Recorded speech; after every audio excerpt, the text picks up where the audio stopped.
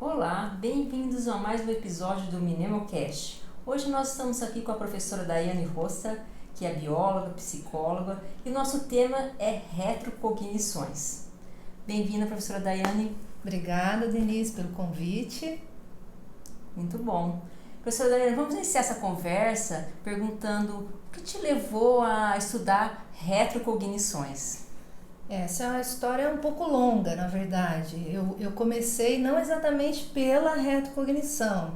Então, na verdade, eu comecei pela serexologia. Então, eu era voluntária do CAEC, isso mais ou menos em 2005. E aí eu saí de viagem. Quando eu voltei, a equipe me avisou: você vai coordenar um curso, o curso chama Seriex. E você, nessa coordenação, vai dar uma aula. Então, na verdade, eu nem tinha feito ainda a minha formação docente enquanto professora e caí de paraquedas nesse curso. Então, eu comecei a estudar esse tema. Eu não tinha mexido com isso ainda. Então, Seriex, o estudo das séries de existências. Aí, dei a aula, o curso aconteceu, tal, foram várias abordagens em termos de retrocognição nesse curso, super interessante. Aí no ano seguinte, em 2006, eu fiz um artigo. Sobre esse tema? Sobre o tema, exatamente. Então, uma continuação do curso. E aí foi super engraçado que eu estava na holoteca na época, o professor Valdo ainda era vivo, né? Então ele saiu do holociclo e foi falar comigo. Aí falou várias coisas, fez várias perguntas e queria saber o que é que você está fazendo. E o que eu estava fazendo? Eu estava escrevendo o tal do artigo sobre Seriex, né? Então foi curioso isso. Então ele me deu várias orientações, aí o artigo foi publicado em 2007. Aonde? Na revista Consciência. Então saiu em 2007. Então 2005 foi o curso, 2006 eu escrevi, 2007 ele foi publicado. Foi o primeiro artigo científico da Conscienciologia? Foi o primeiro artigo. Interessante, né? Super interessante. Então logo nesse tema, né? Mas aí é como se eu fosse estudando retrocognição por fora. Porque o que aconteceu? Eu comecei a trabalhar no meu livro, que é o Oportunidade de Viver. E aí eu escrevi de novo um capítulo sobre Seriex. Mas aí para escrever esse capítulo eu tive que estudar sobre a vida humana e sobre a dessoma. Então eu fui buscar autores que falavam de retrocognição. Então, por exemplo, Ian Stevenson, que é um livro famoso, ele fala dos 20 casos sugestivos de reencarnação. Então eu estudei o livro. Fui ler algumas abordagens do Hernani Guimarães, também já brasileiro, né? Fala de 8 casos de reencarnação no Brasil. Então eu fui estudando esses casos por fora, né? Então é o fenômeno da retrocognição não diretamente. Só para a gente esmiuçar a palavra retrocognição, o que significa para quem não tem afinidade com os neologismos da Conscienciologia? Então, retrocognição é um fenômeno que envolve a habilidade da pessoa de se lembrar de ocorrências, de situações relativas ao seu passado. Então, no nosso caso, principalmente relativo a vidas passadas, né? Então, alguma personalidade que a gente foi, alguma situação que a gente viveu, né? Então, essa é a lembrança que a gente chama de retrocognição. Então eu fui pelo tema das Seriexes, depois estudando a reencarnação e esses fenômenos de retrocognição que alguns estudiosos faziam, né, na sociedade. Então foi mais ou menos assim. Aí saiu o capítulo do livro, o livro foi publicado em 2014. E quando você estudava esse assunto, você se motivava, assim, o interesse aumentava? O que você sentia? Não, eu adorava. E assim, eu tinha que escrever ali algumas páginas, algumas poucas páginas, sim, mas o que eu li sobre o assunto foi muito mais. Né? Então é curioso como que você vai entrando no tema, né? Então foi meio por fora. E aí quando o livro saiu em 2014, tinha um grupo da Consecutivos que já estava se reunindo até na holoteca, no holociclo na verdade, e eles já estavam estudando e se preparando para fundar a Consecutivos. Mas eu não fazia parte desse grupo. Certo. Mas, curiosamente, o João Paulo, ele entrou na equipe da Consecutivos sem ela ter sido fundada ainda. E a turma começou a fazer algumas reuniões, inclusive algumas foram na minha casa.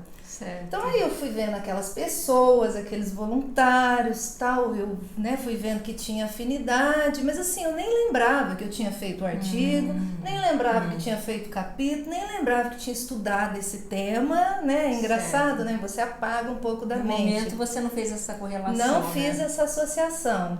E aí, uma semana antes de acontecer a fundação da Consecutivos, aí eu assino meu termo de voluntariado. Aí eu entro na Consecutivos. Certo. Aí foi a partir disso, com a entrada mesmo na Consecutivos, que aí eu volto mais especificamente para o tema da retrocognição. Então foi assim, a história é um pouco longa, mas... Aí você se reconheceu assim com essa especialidade da Conscienciologia? Você Então, acha que tem a ver com o que você tem que fazer nessa vida? Eu acho que tem, e assim, o engraçado que é aquele princípio que a gente fala, né? Então, às vezes, a gente não tem uma rememoração ou uma retrocognição lúcida. É como se a gente voltasse em alguns processos de maneira inconsciente. Então, eu voltei no tema de uma maneira super inconsciente. Então, a gente até diz, é uma retrocognição despercebida. Aquilo aconteceu, sim. voltou, eu entrei naquele caminho, naquela forma, mas nem sabia direito por quê. Né? Então, eu vivenciei exatamente essa situação. Isso pode ter relação com o seu curso intermissivo?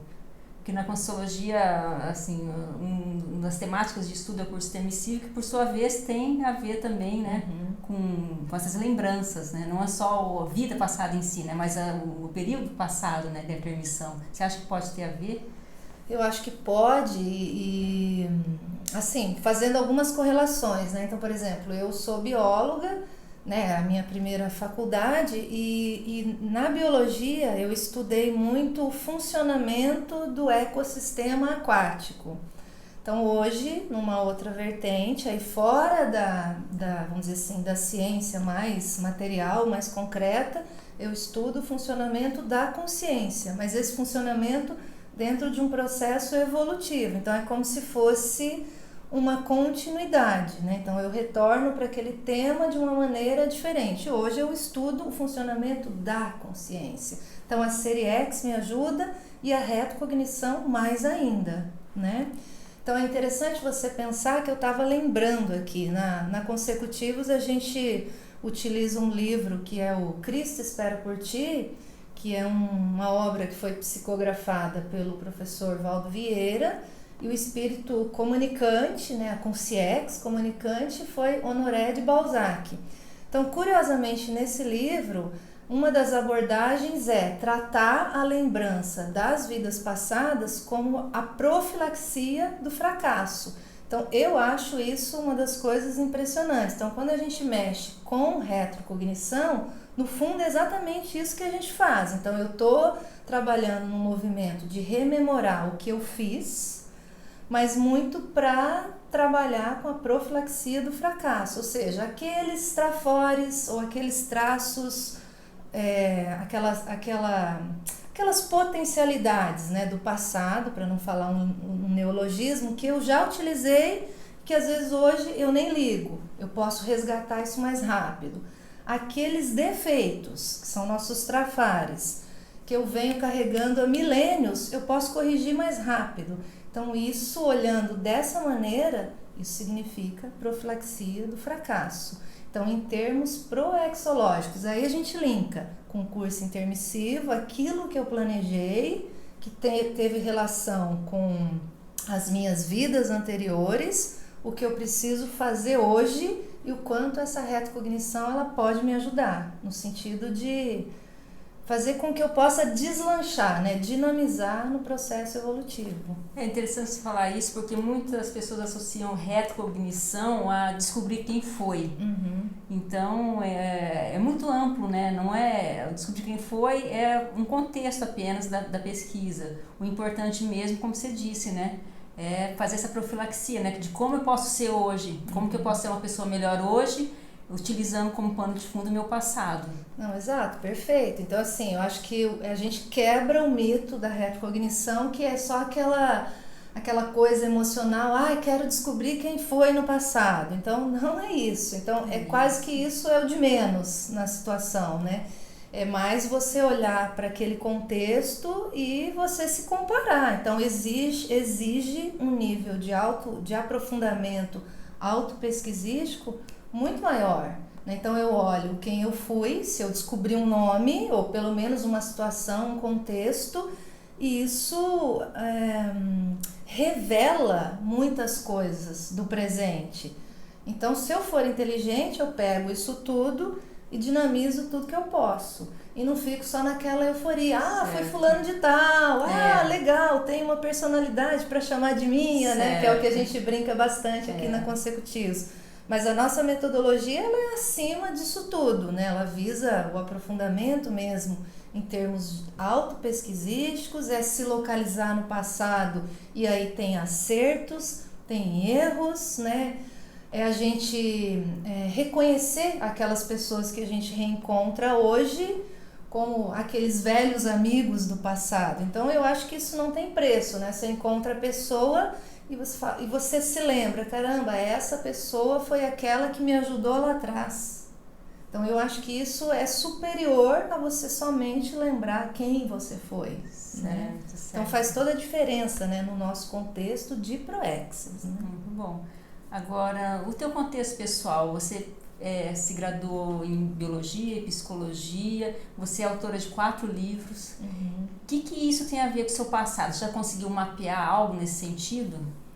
Então, algumas coisas eu estou investigando, certo. né? Então, por exemplo, eu tenho um livro junto com o João Paulo que é na linha da conscienciometria. Então, dentro dessa abordagem que eu falei antes, né? Estudar o funcionamento da consciência, uma das ferramentas é a própria conscienciometria. Né? Então, essa é uma linha que, vamos dizer assim, permeia a minha manifestação. E tem relação com a pessoa que eu vivo junto, né? No caso do Plister. Então, a gente tem uma característica em comum, né? Agora, tem um que é o Competências Parapsíquicas. A gente pode pegar? Claro. Pode? Vamos lá. Então tá. Então, nesse livro aqui, ó, que é o Competências Parapsíquicas, esse é uma coautoria, né? Eu sou organizadora junto com os outros autores. A gente deixou aqui bem na aba uma abordagem que eu acho que diz respeito ao nosso passado. Então, por exemplo, aqui a gente escreveu, ó, no fluxo da espiral evolutiva, como hipótese, se os autores foram em retrovidas participantes das diversas escolas iniciáticas, místicos ou talvez contrários a qualquer tipo de manifestação paraperceptiva, esta obra pode apresentar um marco na recomposição grupocármica dos mesmos. Então, dentro daquela abordagem, né, no passado, os iniciados, eles faziam todo esse trabalho de desenvolvimento parapsíquico de modo muito fechado, né? Então, não era uma coisa aberta para todos, né? Então, se no passado eu tive algum envolvimento com isso, junto com os meus colegas autores, hoje, na hora que a gente faz uma obra que é para dar autonomia dentro do parapsiquismo, a gente vem fazendo um movimento de recomposição desse passado. Entende? Então, isso é uma coisa que a gente estuda nesse sentido. Interessante, né? Muito interessante. Agora, dentro do tema retrocognições, você também estuda técnicas, né? Uhum. De como promovê-las. O que você pode falar sobre isso? Então, a gente usa esse termo técnicas justamente para tirar aquela abordagem do oba-oba da retrocognição, de eu simplesmente descobrir a personalidade, fica por isso mesmo. Então, a gente usa a palavra técnica para dar um sentido mais científico, né? Então, por exemplo, quando eu digo, eu quero me localizar no passado para ver que traços eu tinha que eram bons e que eu não uso, que traços que eram ruins e que eu ainda mantenho. Então, essa é uma abordagem técnica dentro da retrocognição. Então, é mais do que o fenômeno em si, né? O fenômeno que pode ser um flash, uma cena, um enredo mais longo, né? Essa lembrança mais longa. Então, é mais do que isso, é o que eu extraio disso, é o conteúdo. Então, por isso que a gente usa mais essa abordagem técnica. Mas, além disso, é como se a gente dividisse. Então, por exemplo, existem grupos de técnicas retrocognitivas que a gente vai dizer que são técnicas mnemônicas. Não necessariamente elas são relativas ao passado, elas são relativas ao futuro. Exemplo, eu realizar determinado comportamento hoje que eu quero me lembrar depois. Vou dar um exemplo para ser mais clara, tá? Então, certo. no CAEC a gente tem no CAEC, o campus do CAEC em Foz do Iguaçu. Que é o Centro de Autoestudos da Conscienciologia. Isso, obrigada. Nós temos uma árvore plantada num determinado local, que é uma árvore milenar. Então, a gente sempre diz para os nossos alunos, olha, procurem visitar a árvore, vejam que jeito é a árvore, façam rapport com a árvore, porque se ela vai viver milênios, você pode voltar para esse ambiente e a árvore pode ser o elemento que vai te desencadear a retrocognição. Então veja, a técnica é o que eu posso fazer hoje, no presente, que vai me desencadear uma retrocognição no futuro. Não é só passado. É futuro também. Entende? Então por isso que é técnica. Então a gente vai mesclando diferentes tipos de abordagens. Então há inúmeras técnicas, na verdade, para fazer isso. Exato. Então, por exemplo, eu lembrei de outra aqui. A gente tem uma que é a técnica da pessoa que banaliza a retrocognição. Então, ela tem o fenômeno e ela não dá a menor bola. Então, como que a pessoa trabalha essas questões? São questões emocionais, né? Então, como que ela trabalha isso? Então, isso é uma técnica, né? Dentro da condição ali das técnicas retrocognitivas. Entendi. E para quem quer estudar a retrocognição, que dica você dá? Por onde começar? Por onde começar? Bom, se a pessoa ainda não teve fenômeno nenhum ou não mapeou nenhum fenômeno de retrocognição com ela, o que a gente indica é primeiro ela estudar episódios, situações da vida que podem mostrar o seu passado. Então, por exemplo, ontem mesmo eu estava conversando com uma pessoa, ela trouxe uma situação de um certo trauma que ela tem nessa vida que envolve água. Então, a gente foi trabalhando em cima desse aspecto, né? O que talvez esse trauma que envolve água, medo de água, pode mostrar do passado dessa pessoa. Então, são elementos, às vezes, na vida do indivíduo que chamam a atenção que a gente pode desenrolar um estudo de retrocognição. Agora, obviamente que a gente tem cursos, atividades que podem ajudar a pessoa a estudar o passado de maneira mais técnica, né? Que é a abordagem que a gente procura fazer dentro da consecutiva. Interessante. E no seu caso, qual foi o elemento aí que desencadeou você lembrar de alguma coisa da sua outra vida? Eu tive um episódio bem característico que, na verdade, na época, quando aconteceu, eu não associei com retrocognição. Interessante. Então, isso é mais curioso, porque eu vou até contar, pode? Não sei. Vou contar, tá? Então, esse episódio, na verdade, eu tinha, acho que, por volta de 19, 20 anos, alguma coisa assim. Então, eu estava com a minha família e a gente tinha uma brincadeira lá em família, que todo mundo jogava barro um no outro, tal, né? Naquelas festas de final de ano, tal. Então, tava todo mundo cheio de barro. Então, era um sítio e a gente decidiu, agora que tá todo mundo assim, vamos nadar no rio.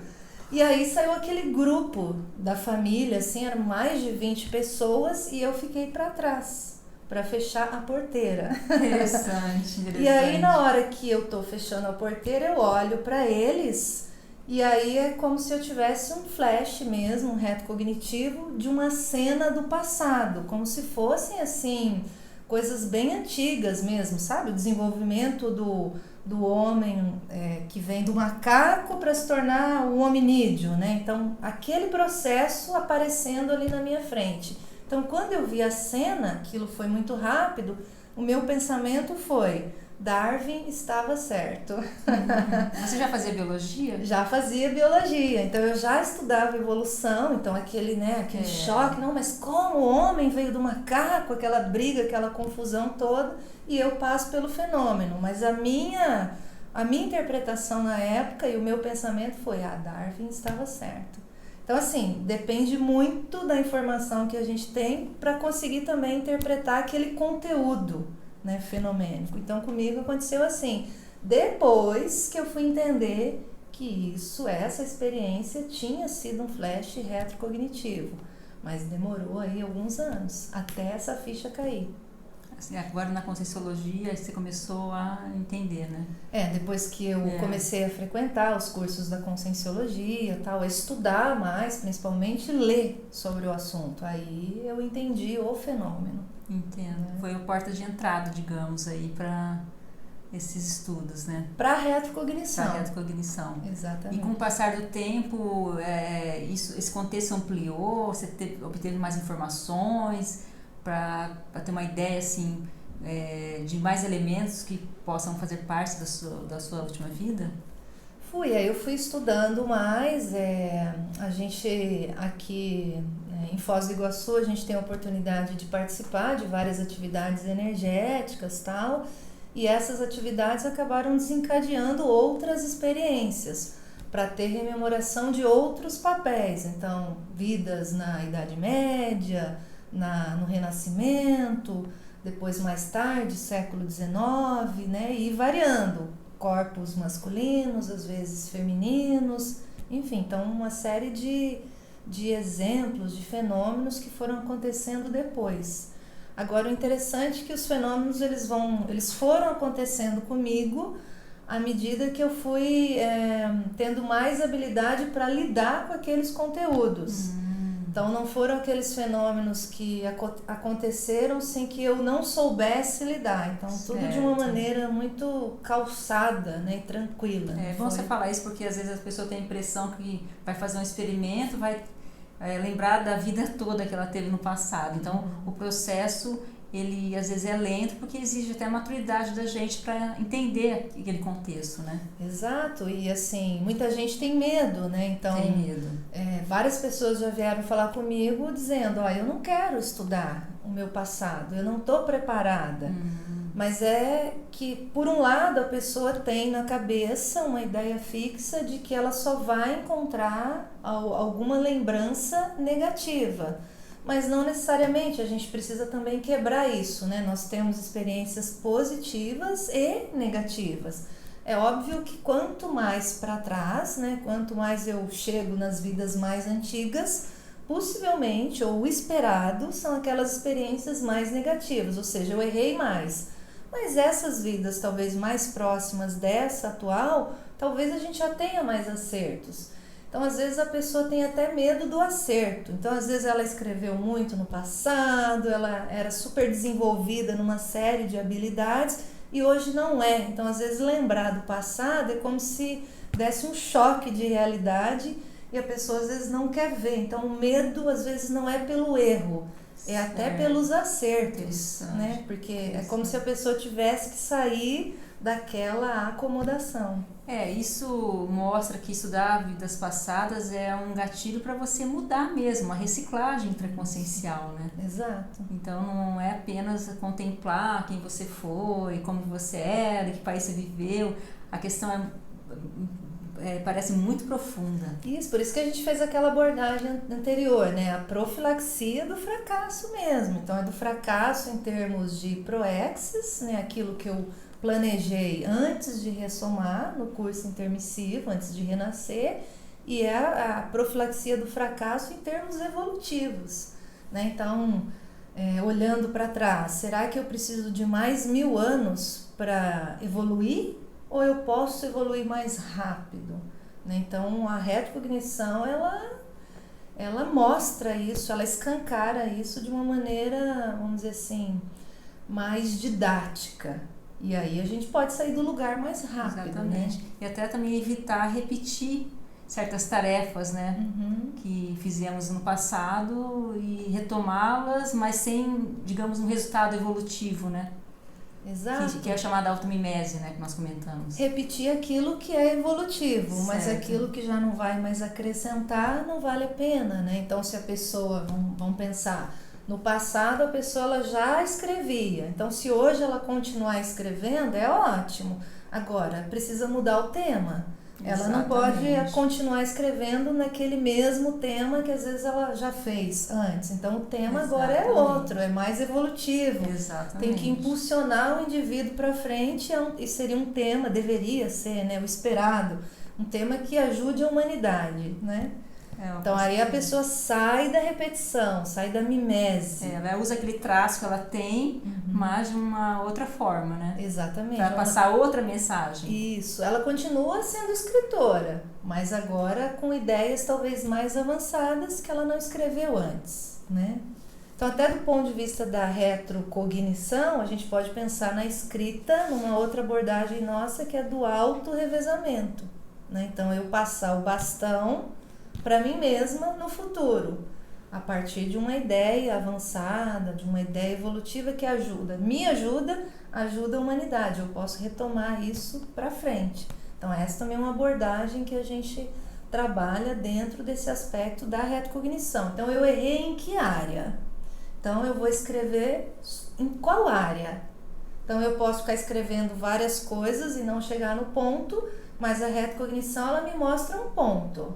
Então, eu consigo escrever já direto nesse ponto. E isso me auxilia no processo de autorrevezamento. Então, de novo, é o presente, aí a retrocognição me mostra o passado, potencializa esse presente e me ajuda no futuro.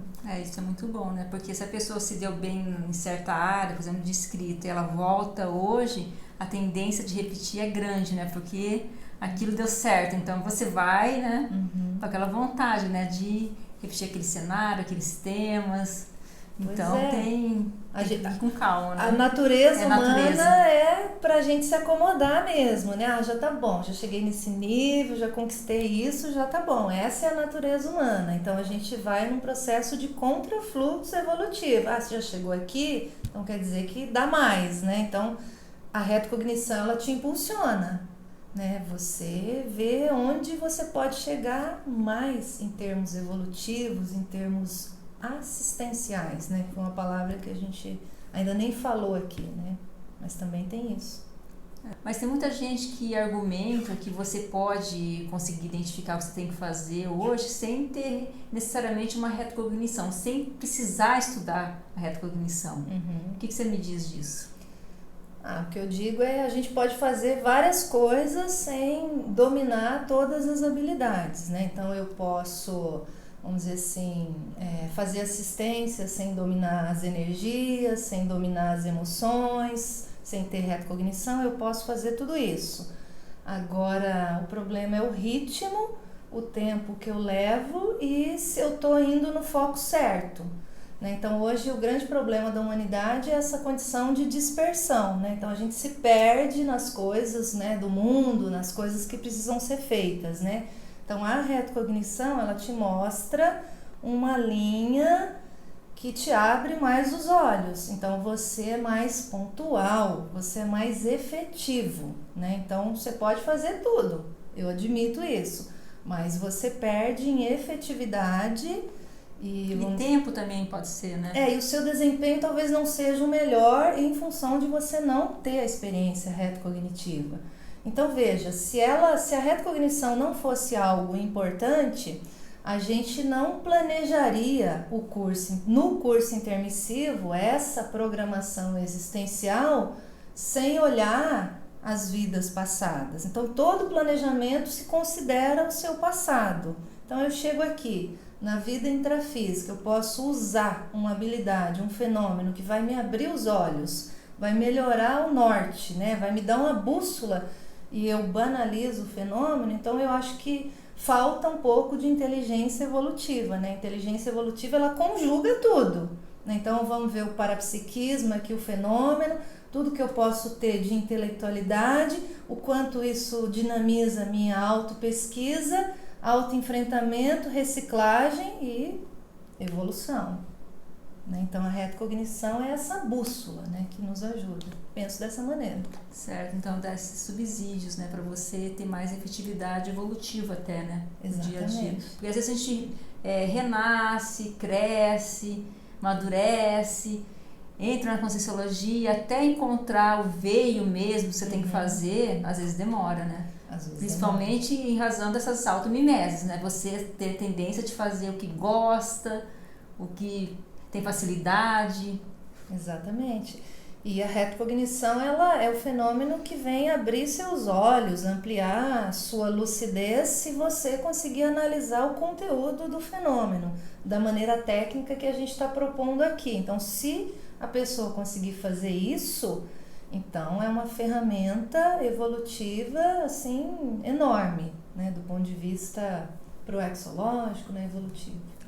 E há inúmeros estímulos, né, para provocar essa retrocognição, né? Até, além do desempenho pessoal, nós temos laboratórios que podem estimular as práticas energéticas nas dinâmicas, né? Então, nós temos os cursos, a gente está com um evento aí para o ano que vem, 2020, que é a Noite de Gala, então um experimento retrocognitivo grupal.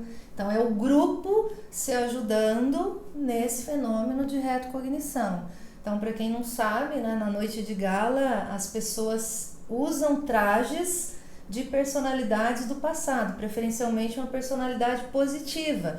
Então, nesse evento, com uma decoração, com som, você olhando os seus colegas trajados numa roupa, né, antiga, aquilo te dá um impacto, mexe com a nossa memória e todo mundo se ajuda. Então, fenômeno grupal, né? Então, veja a importância disso, a gente relembrar certas ocorrências, né? Então, às vezes, hoje, uma coisa básica, às vezes a pessoa, ela se irrita ou ela arruma uma desavença, né, um desafeto com uma pessoa e às vezes essa pessoa no passado foi uma pessoa fundamental, ajudou no passado e hoje o indivíduo vira a cara para a pessoa, briga, maltrata essa pessoa, mas no passado foi a figura principal a ter ajudado. Então veja, olha o que a retrocognição abre, né? Olha como que ela mostra novos horizontes para a pessoa.